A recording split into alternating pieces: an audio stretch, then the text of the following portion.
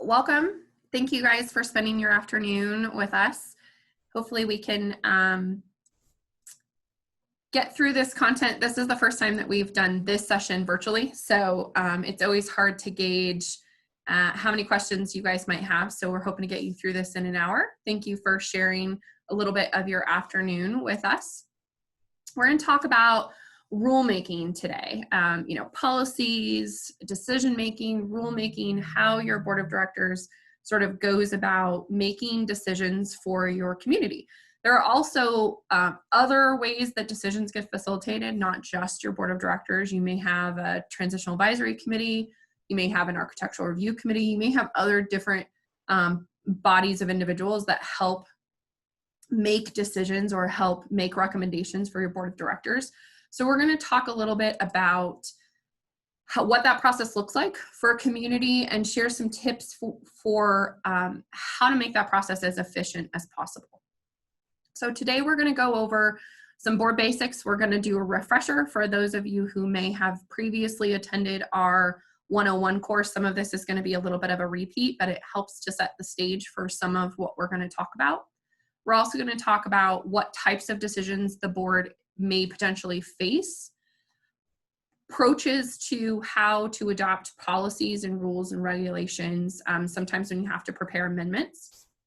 And then we're going to talk a little bit about enforcement of those policies and what does that success look like for a community in that environment. So board basic refreshers. If you have previously heard me speak, then you understand some of the context of this, but it's a good idea for all of our board members to understand sort of these four pillars and the basics of what make up both a community association, but also what feeds into establishing their role as a board member. And so your sources of obligation, where does it come from? Where does the rules or the regulations or the policies that you as board have to follow? And so there's a couple of things that are important to understand. You have your federal, state, local ordinances and laws. And federal, there are only a few federal laws that play into what you as a board member do. Most of the bulk of the requirements that lay out the structure for a community association come from our state law. And that is the Planned Community Act, which is Chapter 94, or the Condominium Act, which is Chapter 100. And so the bulk of where the responsibilities and obligations come from for an association and a board of directors are going to come out of those two acts at an Oregon level. And you're also going to have Chapter 65, which is your nonprofit corporation. And there are a few things from that act that are important for a board when it comes to mostly structure of meetings and obligation to your ownership. And so that is going to set the stage for how an association is formed in Oregon. Either one of those acts, depending upon the structure of your community, is going to govern how you're formed. And then you're going to have your governing documents. And when we refer to governing documents, this can be your whole package of documents. So this can be your CC&Rs, this can be your bylaws, this can be your articles of incorporation. All of those things are going to sort of at times be referred to as your governing documents, sort of interchangeable. And then there's two sort of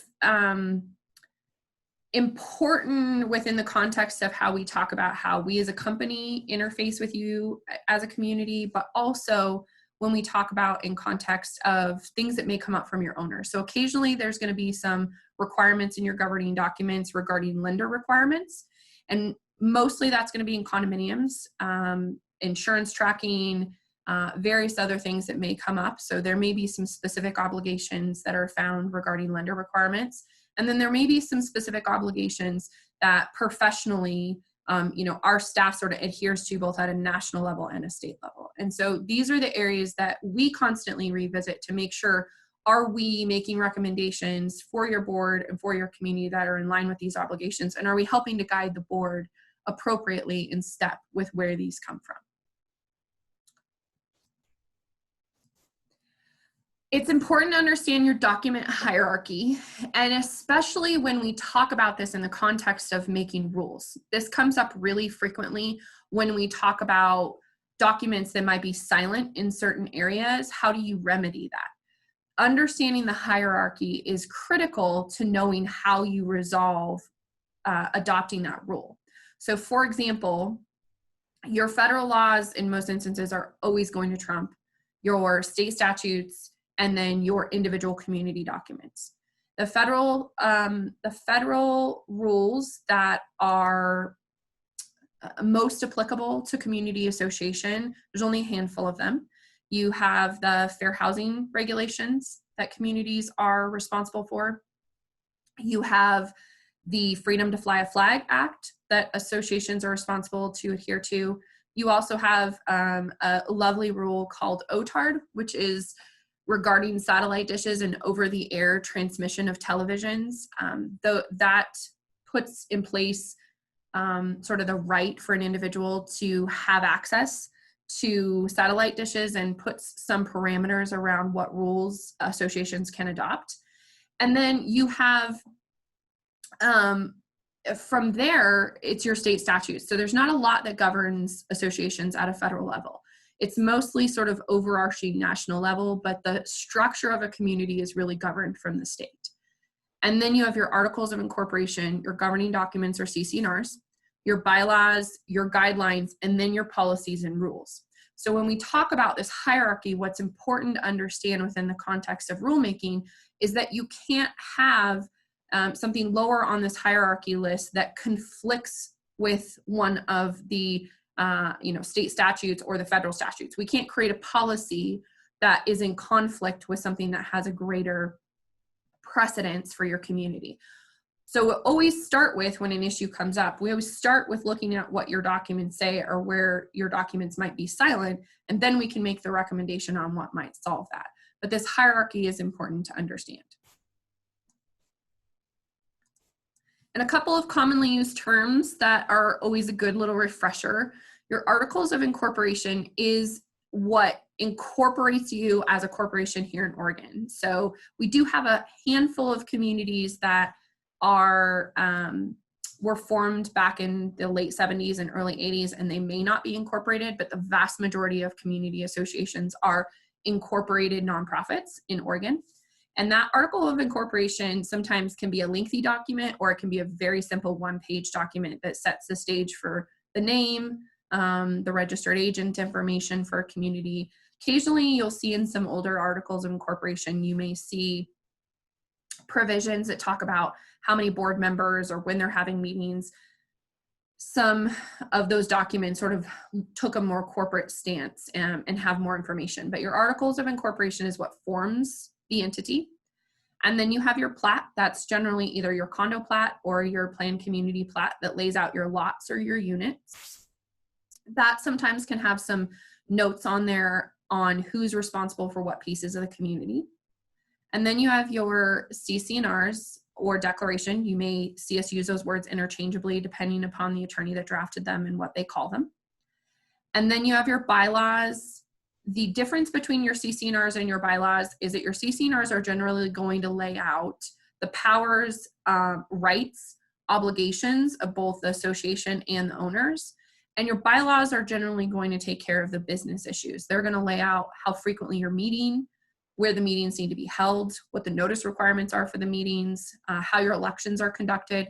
And so your CC&Rs are that sort of structure for the community, the obligations, and the powers. And your bylaws are sort of that business document that says this is how you're going to operate. And then you can have community restrictions and rules. Not always. Some communities have fairly substantial use restrictions that are already included in their CC&Rs, and they don't have a standalone document. But generally, your community use restrictions or rules, just from a basic level, you're generally going to have a collections resolution, some type of compliance or fining resolution, because that level of detail is generally not in your governing documents. You might have, a process for other rules that might not be covered in your governing documents, holiday lights, political signs, things of that nature, but not always. So generally, these are some of the things you see in a community.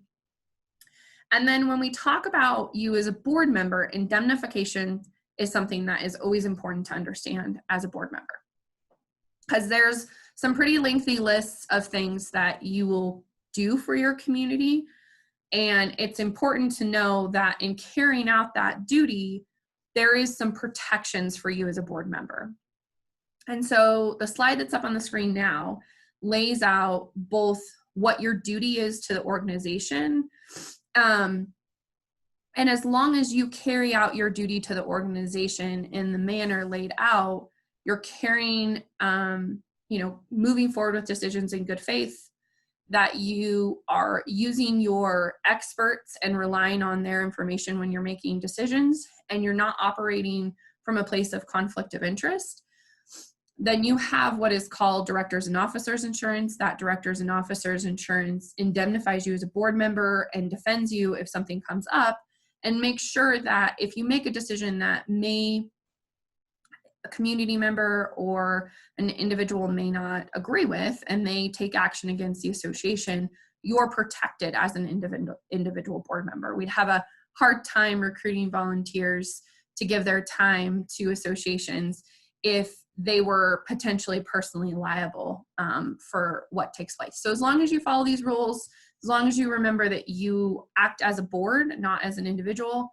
that you need to disclose any potential conflicts, you need to listen to your experts, and you need to sort of adopt a reasonableness standard, then in most instances, the board is protected from that. Doesn't mean that people won't disagree with you, doesn't mean they may not take action against you, but it means your directors and officers policy will step in and defend you and will work to settle that dispute. So that's kind of a quick refresher on the foundation of a community. Now we're going to dive in a little bit more to the decisions and the type of things that are going to come in front of your board of directors. Generally speaking, this list represents what a board of directors may see, within a year, within a month, etc. So you are going to be hiring contractors.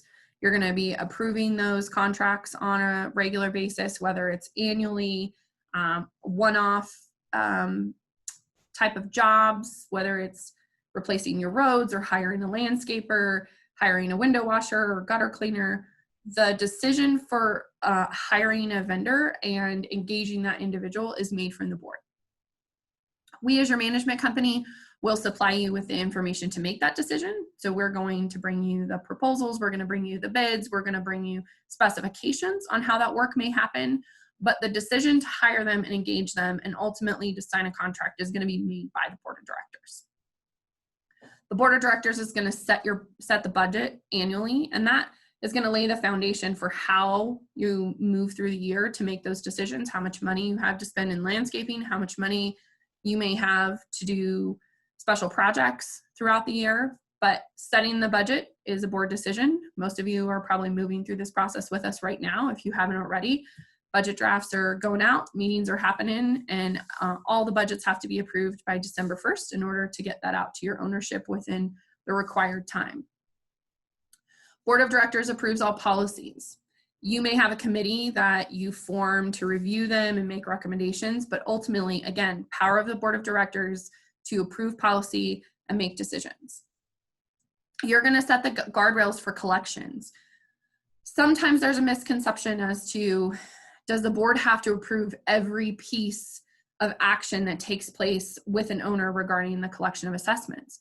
Hopefully not. That would take a while to get all of that stuff filtered through the board. And so most instances, the board's setting guardrails. You're telling us when you want the late notices to be sent, what you want, what fees you want charged, the frequency of communication regarding the delinquency that the board would like to see, and when that account might need to be escalated to additional resources. So for example, when you might want that account turned over to the attorney.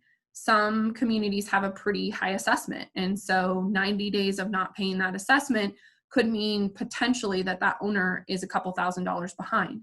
Some communities turn over quicker. Some communities, it might take a little bit longer. If their assessment's a little bit lower, they might not want to take those actions. So again, that's a decision by your board of directors. Approving maintenance projects, kind of along the same lines as hiring contractors, those priorities are set by the board of directors and carried out day-to-day functionality by our team once that decision is made, but the decision to hire them is ultimately made by the board. And then setting the policy, sort of setting the calendar for the board meetings and owner meetings, helping to run and facilitate those meetings, and then giving our managers sort of what is their day-to-day authorities.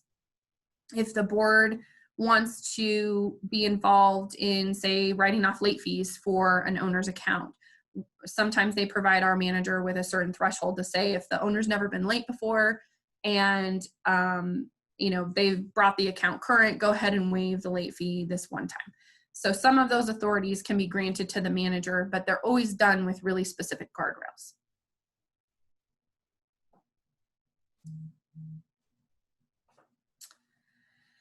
And then your longer term, more strategic decisions that the board is going to be in charge of is really that setting that mission and that vision for your community. And sometimes when we talk about this, you kind of get that blank look like we're not a business, we don't really need a mission statement, we don't really need a vision statement. But sometimes it's important for a community to understand what are your core goals. And a lot of that is found in your CC&Rs. You can read through your CC&Rs and it will tell you exactly what your mission and your vision is. If you're a community that has a lot of common area amenities, you're going to have a pretty broad job description on what you need to make sure happens as a board member.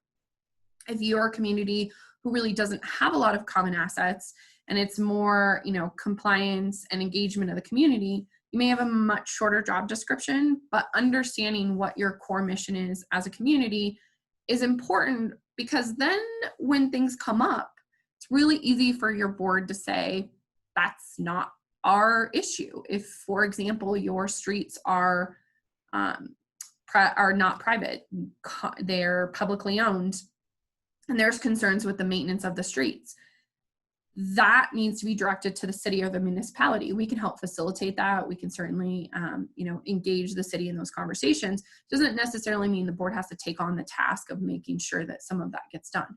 So understanding what those responsibilities are and what that mission is for your community is important for your board to then know when to say yes and when to say no. Long and short-term goals are pretty succinct for a community association in that there are some key resources that help to establish this for your community. Your reserve study and your maintenance plan and your budget are sort of the three key ingredients for how we set up that longer term strategy. And your reserve study, for those that maybe haven't taken our financial class or are new to the board, your reserve study is going to be that financial picture for your maintenance needs that runs from 2 to 30 years. Your maintenance plan is going to be your annual maintenance that's required on your property to keep those assets in good working order to ensure you get the best useful life out of it. So your reserve study says, here are all the components the association owns. This is how long these assets are going to last, and this is how much money we need to set aside to make sure that we can replace or maintain these assets over the period of time. And your maintenance plan says this is the maintenance that has to be performed to these items to make sure if it's set to last us 10 years, that it lasts 10 years. And those documents help to feed into sort of a multi-year funding strategy that then lays out in your budget. So for example, your reserve study may say that every year your reserve contributions have to go up 5% to keep pace with the needs of the community. That's going to play into how you meet the overall goals for the community. So all of these are sort of integral, important pieces to how you plan for those long-term decisions and how you know sort of what is coming down your pipeline and how to align the resources for those items as your community moves through making those decisions. So sometimes we get questions and sort of, where do things funnel in and how does that work with our team? How does that work with the board? How are things handled? What is the flow of information and requests and things that come in? And so take a second to understand that there's a lot of ways that information can come into your manager. It can be coming from a vendor, it can be coming from a homeowner, it can be coming from your attorney, it can come from a renter. The city may reach out to us and say, hey, we have this problem and we need your community's help with it. And so all of these areas feed into our manager, and our manager is that central hub for you. That central hub allows the board to not have to be in the middle of that day-to-day communication. And then our manager filters those things out to the board of directors. Sometimes those things need to be decided on in between a meeting, and that information is sent to the boards in between the meeting by way of an issue summary to say, hey, we need your direction on this as a board prior to the next meeting. But we are going to try and drive as many decisions into the board meeting as we can for two reasons. One, to comply with state statute, because your ownership has a right to observe the debate of the board, and that is done in an open meeting. And two, for transparency purposes. Even if it wasn't state statute that these meetings needed to be open, it's the best practice kind of of our industry to be transparent in that manner. And so all of these requests are sort of coming in from multiple directions. Our managers are going to try and take care of everything that doesn't require a board decision. A renter calls us and says, hey, can I do this in the CC&Rs? We're going to read the CC&Rs. We're going to get back to them on what they can and cannot do. If it's a gray area, again, that's going to be something that goes to the board. But our managers are going to try and check the boxes of everything that they can take care of and keep off of the board's plate and send the board the items that really need their decisions. Same thing with committees. Our team is going to handle that kind of in the same way. They're going to try and take care of everything that they can within the boundaries that you might have set on decisions, and then everything else is going to funnel to the committee or to the board for decisions. And so how do we go about then making decisions for the community? And sometimes these are simple. Issue comes up, request comes from an owner to say that they want a variance regarding design review regulations.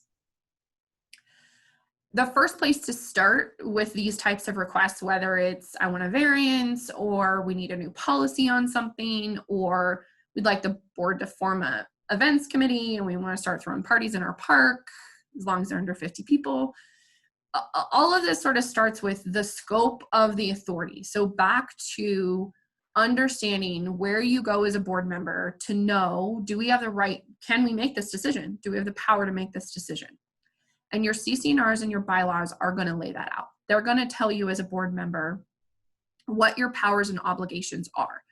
So, if someone's asking for your approval for a variance, you're going to visit the architecture review portion of your governing documents. And you're going to first understand the scope of what they're asking. You're going to review your authority as a board. Do we have the right to make this decision? Can we grant this variance? Can we allow this owner to make this change? And then the board as a group is going to debate the approach. Are we all on the same page? Are we comfortable with how we want to move this forward? Do we want to allow pink doors in our community? Do we want to allow the style of windows to change based off of what the documents might say? Things evolve over time, and communities are established, and then building materials can change, communities, demographics can change and evolve, and at times a rule that made sense 15 years ago doesn't necessarily make sense now. And so that approach, that conversation as a board is important to debate and understand if you can all be on the same page. And once the board has decided on what the approach is, we're going to make this change or we're not going to make this change and these are the reasons why, then communicating that back to your ownership. And that final process is sort of that monitoring. If you set a new policy, if you decide on a new process, we have to monitor it and make sure, is it something that is working? Is it fixing the problem? Are we okay with the results of this? But generally, when something comes up to the board, if you start with what the scope of the problem is and you define whether or not you have authority, it will get the board out of situations quickly that may not be in your wheelhouse. Something that comes up pretty frequently is sort of nuisance claims or noise complaints. Depending on what your governing documents say about that, you may or may not have the authority to take any action about that. It may be something that your ownership has to go to the municipality about and make some complaints there. And that authority conversation can save the board from getting into a lot of situations that may not need their decision.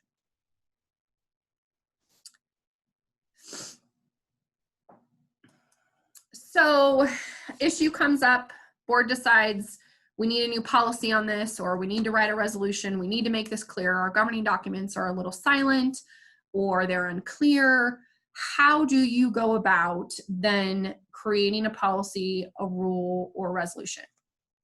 So keep in mind, a amendment is generally to your governing documents, and your governing documents are going to lay out that process. So whether you need to amend your bylaws or you need to amend your CC&Rs, that is going to generally be done by a vote of your membership. Not always. We have some documents out there that exist that, you know, actually allow the authority of the board of directors to amend the bylaws, for example. And so there's not one size fits all when we talk about how governing documents are drafted and what those policies might say in there. It really depends on when they were drafted, the attorney that drafted it, what format and template they might have followed, what the state statutes said at that point in time. And so if something in your community needs to be modified in your recorded documents, that's going to be done through amendment. And your documents are going to spell out how that amendment happens. If your documents provide the board the authority to expand upon an issue, you're going to do that through either a policy or a rule, or you're going to do it through a resolution. And a policy or a rule is just a slightly less formal version of a resolution. So a resolution is going to be a little bit more legalese. You're going to see the whereas, therefore format in a resolution. And it's going to spell out a little bit clearer legal ties back to your governing documents, provide you with the authority to do it. This section of your governing documents is a little unclear, and therefore we are adopting the following as the procedure or policy moving forward. Your rules and policies are generally written in a little bit more layman's terms and will reference the section of your governing documents that provide board authority to create rules, but aren't going to be written in such a legal structure. And your rules are going to generally be, sort of a multi-page document that may clarify processes that are set up in your CC&Rs. For example, we generally see parking be a pretty common rule. You might have a process for architectural review. You may have expanded architectural review guidelines that are adopted in addition to your CC&Rs. Might lay out color palettes and window types and door types and where people can plant things and how they can remove trees. And so understand that a policy and a rule and a resolution are fairly similar. It is all about how the document is written and structured.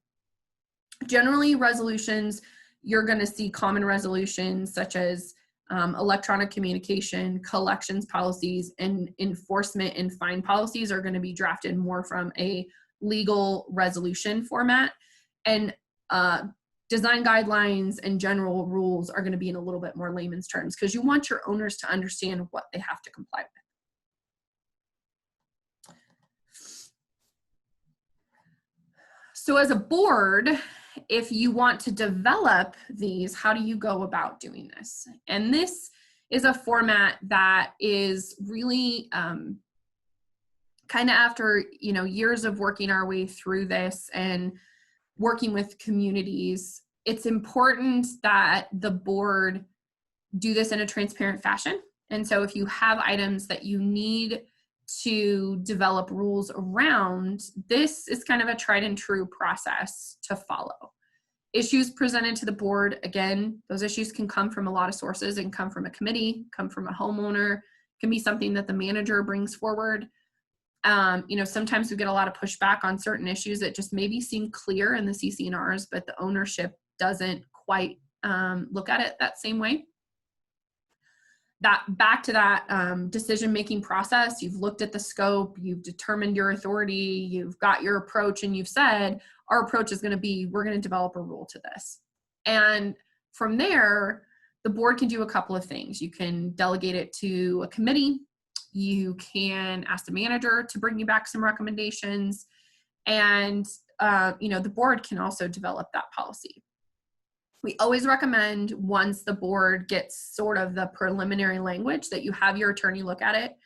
Things can change, case law changes around issues, and we always recommend to have your attorney provide some input to that language to make sure that you're not setting yourself up for more challenges. And then once you have that proposed language in place, sort of two processes. If it's going to be a pretty contentious issue and you think your community is going to have a lot of input, then we would recommend having kind of a town hall meeting about it. Let's talk about it. What is that going to look like? What is enforcement going to look like? Are we going to give time for people to bring their properties into compliance if there's quite a few of them that might need to do that? If it's not going to be as contentious, it may be as simple as just publishing the language out to your community and providing them with an opportunity to provide feedback. These two things are pretty important before you adopt the final rule. What we find is generally communities don't comment. Sometimes they do. You may have an owner that has a particular concern about something, but that is an important and critical step to making sure that after the fact, the community feels like they had some input and buy-in to that. And then the final rule always has to be adopted in an open board meeting, and then always has to be published out to your community. And so when you're going about this process, whether it is a rule or resolution, this is going to be the process you follow. The caveat to that is if you are going to seek an amendment to your governing documents, the part of this that would change, you're still going to get legal input. The board's still going to draft the language potentially for the amendment. That center section, rather than having the public hearing and the proposed rule publishing, you're going to send it out to a vote of the owners. So you're going to conduct a vote with the ownership. Depending upon what that quorum threshold is for your community. It might be 51%, might be 75%, maybe a super majority. But the part of this that would change if you're doing an amendment is that center portion that would be to then conduct the vote. So a couple of things to keep in mind on this process as you start to think from a board's perspective about what might you need to address as your community. What things might be unclear. Maybe you're currently talking about redoing your CC&Rs or approaching this process with your community. It's really important to approach it from this perspective that you have a perspective of reasonableness. A lot of times there will be problems that come up in a community and there is this perspective to change our rules or adopt a new policy about that. But you have to ask yourself, is it something that we can enforce? Parking sometimes can be the biggest challenge. They always say it's the 3 Ps in our industry: people, parking, and pets. And that is true to a sense because, if you're getting complaints about people allowing their dog to, go to the bathroom in certain areas, they're not on leashes, those types of things, you can only enforce that if someone's willing to bring that complaint forward to the association, or if the manager happens to be out there at that exact time that they see it and they can catch that individual. And so making rules that can be enforced, that make sense, that are really needed. Don't just make rules to make rules. If you have one person complaining about something, but the vast majority of your community and your board don't think it's a problem, it's okay to tell them, we don't think that that is a big enough issue for us to spend both our manager and our legal time and the board's time to go through this process. We'll continue to monitor it. And if we change our mind in the future, we might adopt a policy, but don't be afraid to say, we don't think that this is a bigger issue. And make rules that are really about getting the desired results, not about just, trying to gauge behavior in your community. You can't sort of rule away annoying behavior. Sometimes people live in tight spaces and there's going to be things that are not ideal, but we have to ask ourselves too, is this something that the community needs to be regulating? Because once the rule's in place, then you as a board have a responsibility to enforce it. So make sure as you're approaching this that these do's and don'ts are something that you consider as a board of directors, and that you are comfortable as a body to say no when it's appropriate. You know, our managers will back you up. It's okay to say no. It's okay to say there may be another avenue for you to resolve your concerns or issues. So you've heard me mention some of these, but common policies that are generally adopted is enforcement and fine policy. Your enforcement and fine policy is necessary in order for you to take action against a homeowner. So your CC&Rs are going to say, here's all the use restrictions. You can't leave your trash can out. You might not be able to park on the street. You have to, be quiet at 10 o'clock, etc. All of the various things that are compliance or use restrictions in your community. But what your CC&Rs generally don't do is just say, lay out the process for how you're going to communicate those infractions. And so your enforcement policy will generally say when we're going to send communication, how long they have to cure that problem, and what the follow-up communication is going to look like. And your fine policy is necessary to do just that, to fine an owner. You cannot fine an owner without having a fine policy in place and saying, these are the levels of fines for each infraction. Sometimes communities have very basic fine policies. We're going to fine you $25 a day. Some communities have escalating fine policies.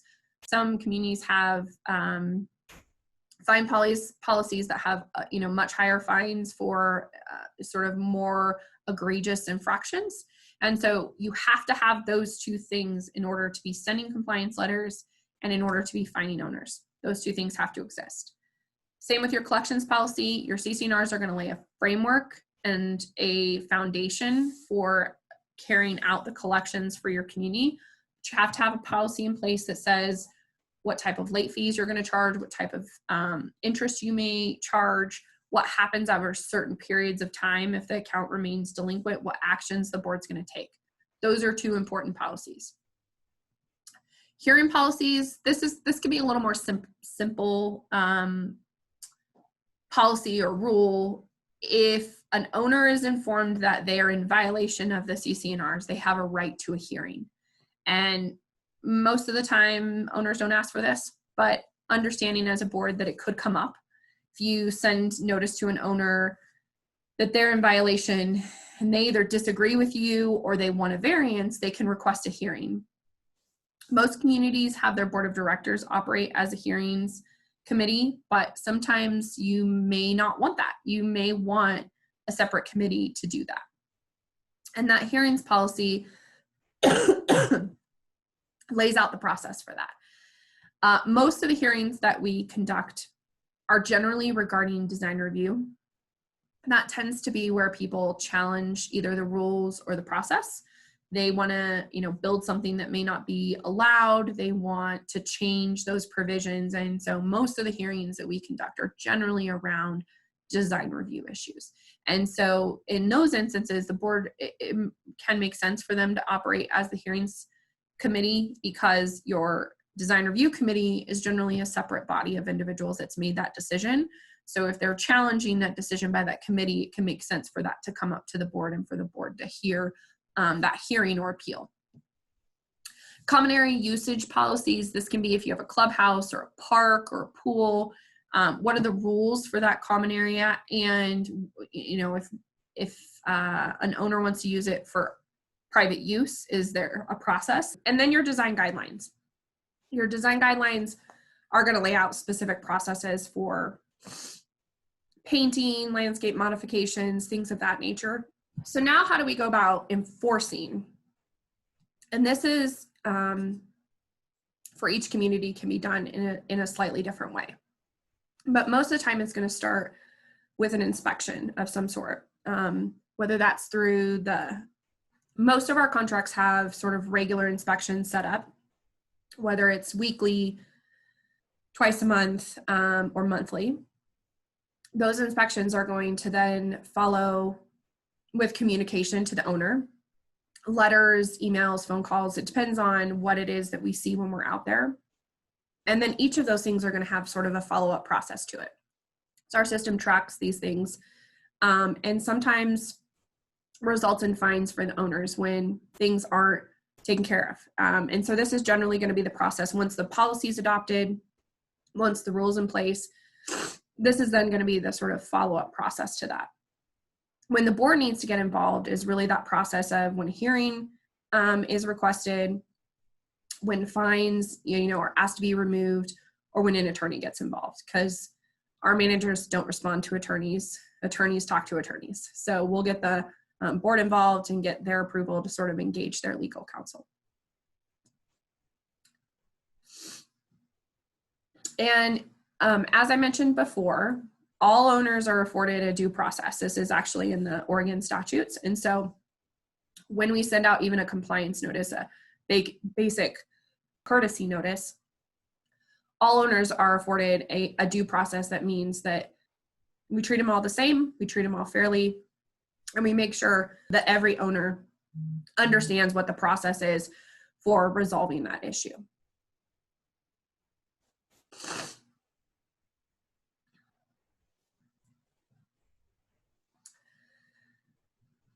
Some of these things that we've covered, but making sure we're communicating the rules out to the ownership, making sure that the rules, when they need to be amended or modified, that they're not working for your community anymore, that we do that. Be reasonable. This is super important. You're going to hear our managers, use this. This is definitely our approach. Act promptly. When issues come up or requests are made to the board, it's important that, the board members can respond quickly to the manager so the manager can get back to the owners when necessary. And, give owners, as much latitude as you can when possible to bring the situation into compliance. And sometimes they're going to ask for some grace. I can't paint my house this year, but I'm going to be able to do it next year. And it's okay for the board to give owners some time and latitude and make sure that you're being consistent and you're being flexible when necessary.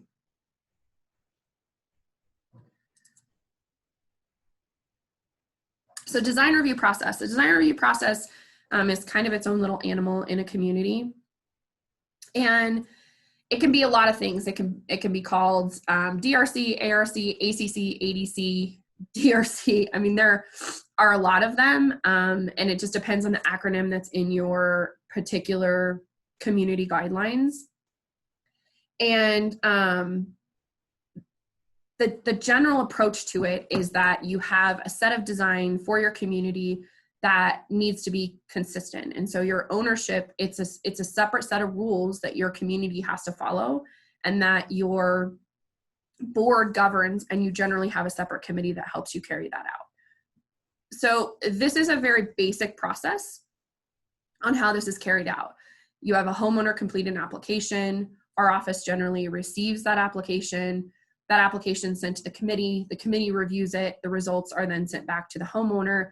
And if the application is denied, the homeowner can sort of appeal that process.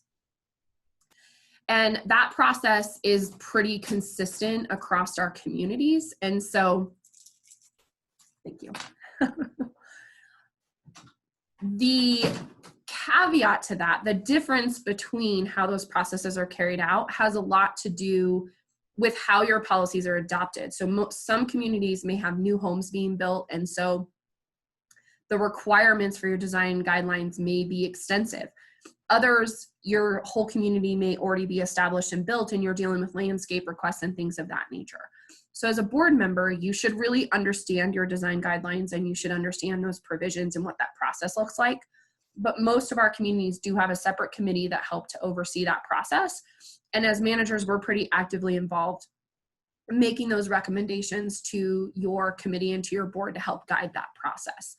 But it's its own sort of standalone set of policies and rules for your community. So what does it look like to be successful? I think both for your community, but also for us as management, I think that the biggest pieces to understand is being transparent with the requirements and the process that the board goes about from a decision-making perspective, making sure that you're establishing clear guidelines and rules and communicating All of those things very clearly out to your community, but also very frequently. Making sure that your community knows what the process is to challenge the rules, and then monitoring those processes and pivoting when necessary. Because as I said, some communities were developed 20 years ago, and things that made sense in those guidelines back then may not make sense today. We have communities who, their governing documents may require first cedar shake roofs. Doesn't make sense for that to still be a thing. And sometimes, you have to evolve beyond that and might have to change and pivot and modify what previously made sense. So now we'd love to have, if you guys have questions, to feel free to unmute yourself. You can turn on your camera and ask any specific questions that you might have about your community or this process.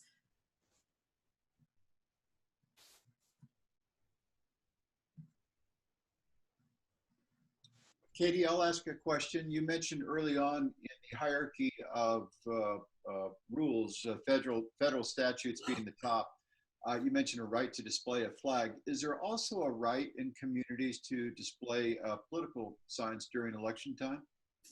Not that's federally protected. So the feds have decided that there's a few things that they'll protect. The American flag is one, and as I mentioned, the right to get satellite TV is the other. The flag regulations that are federal don't protect like college or sport team flags that's specific to the American flag. And there's not a federal regulation that protects displaying of political signs. Most governing documents do allow for it. It's a pretty common thing to be allowed in communities.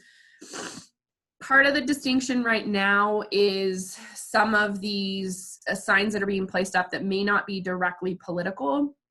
So if someone's putting up a Black Lives Matter sign or a sign in support of police, it may not be specific to a political issue. So we do have boards that are having to make some determination on how they're going to interpret those. And that it's a little bit of a tough situation to navigate right now, but generally political signs are allowed 30 days prior to the election and then have to be taken down within a certain time period after the election. If your documents are silent, but you have the right to adopt rules, that is something that a board could adopt rules about, and there's no state statute on that or federal statute, so the board could make a determination on that.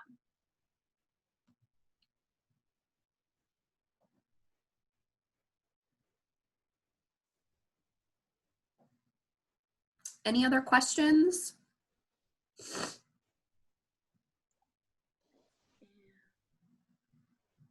Katie, this is Melanie, and I posted something to the chat. Oh, sorry. Let me pull it back up. I closed the chat out. I apologize.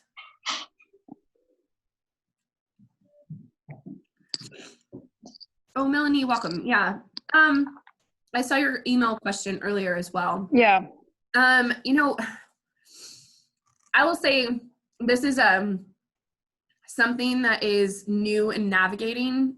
So her question for those that may not have seen the chat is that their neighborhood is running into racial profiling issues, and they're not sure how best to address this type of concern. And I think, this is one of those areas that we're pulling from some of our national resources right now. There's a couple of things that we can make some recommendations on and sort of help guide the community through. One of them is a civility policy. It might seem strange in nature, but we helped communicate and have helped do some webinars at a national level on adopting sort of a global civility policy for your community, on how both the board agrees to interact with your community, but also how your community agrees that they're all going to interact together as well. And so some of this conversation may be to start there and provide your community with that language around civility, and be very specific too in that civility conversation that you guys are having some concerns with specific individuals being approached on why they're in the community or why they're there, or questioned why their presence is there. And so I would say right now that would be a recommendation to start that conversation around adopting a civility policy and see if that helps to set that tone. But we might also need to have some conversations as far as like resources and what's appropriate behavior. We certainly don't want individuals to sort of be followed through the community or things of that nature, Melanie. So that would be our recommendation, that we work with your group to bring some language on the civility policy. Super, thank you. So Rachel, you had a question about adding clarification to ARC policies, making them more descriptive. Does that need to follow how to develop the rule process, or can the ARC make that information, add that addition to? It depends upon the issue. Now I sound a little bit like an attorney, but if you're making a drastic change to the ARC policies that may like change a color palette or a tone, or change something that's been pretty consistent in your community, you may want to follow that process. If it's a simple sort of clarification on if you're pulling out a tree, then you need to replace it, and the committee wants to say that you need to replace it with another tree, if it's just kind of a clarification to a rule that might exist, you might not need to go through that whole process. But if you clarification between lawn chairs and benches, I would say that's something that your committee can probably do without going through that whole developing a rule process, because you're just clarifying something that already exists. That'd be my recommendation. And we can have our manager take a look at that specific language, Rachel, if you want to email them, and they can make that recommendation depending upon the, sort of the nuance of the language. But that would be, I think that's something that's easy for you guys to clarify. We just need to rewrite the language and then get it published to your community.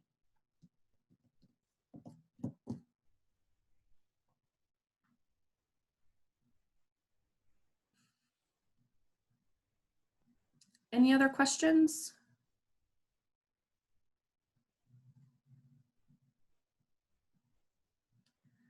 Thank you guys so much for your time. I appreciate it. I apologize for the little coffee fit. I've had a little bit of a cold, no COVID, just a cold. So thank you. And I apologize for the coughing, and I appreciate your guys' time today. We're going to be doing another one of these in, November. So watch for your email, and thank you guys so much for joining us today and giving us your afternoon. I appreciate it. Have a good day. Thanks, Katie. Bye. Thank you.